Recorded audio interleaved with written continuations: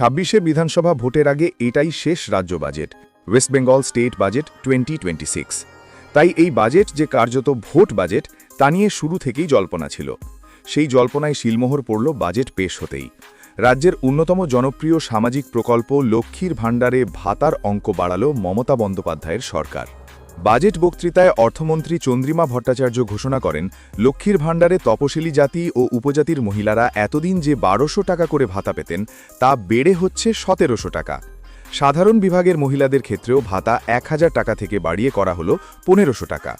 অর্থাৎ ভোটের ঠিক আগেই লক্ষ লক্ষ মহিলার হাতে মাসে আরও ৫০০ টাকা তুলে দিল রাজ্য সরকার, যা ভোটের মুখে মহিলা ভোট ব্যাংকে মমতার মাস্টার স্ট্রোক বলেও মনে করা হচ্ছে। ২০২১ সালের বিধানসভা নির্বাচনে তৃণমূলের অন্যতম বড় প্রতিশ্রুতি ছিল লক্ষ্মীর ভাণ্ডার। সেই প্রতিশ্রুতি রক্ষা করে ওই বছরের সেপ্টেম্বর থেকেই প্রকল্পটি চালু করে রাজ্য। তারপর ৫ বছরে এই প্রকল্পের মাধ্যমে রাজ্যের মহিলাদের হাতে পৌঁছেছে প্রায় ৭৪,০০০ কোটি টাকা।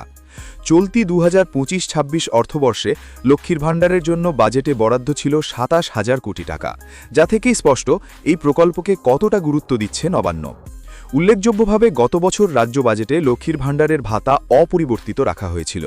তার আগের বছর অর্থাৎ ২০২৪ সালে লোকসভা ভোটের ঠিক আগে ভাতা বাড়ানো হয়।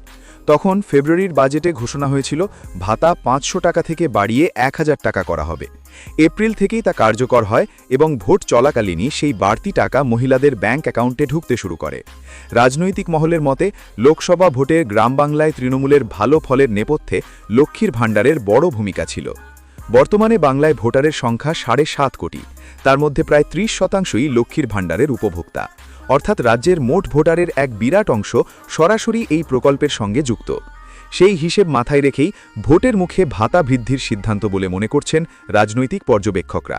তাদের মতে মহিলা ভোট ব্যাংকে আরও শক্ত করতে লক্ষ্মীর ভাণ্ডারকে সামনে রেখেই ২৬-এর লড়াইয়ের সুর বেঁধে দিলেন মুখ্যমন্ত্রী মমতা বন্দ্যোপাধ্যায়।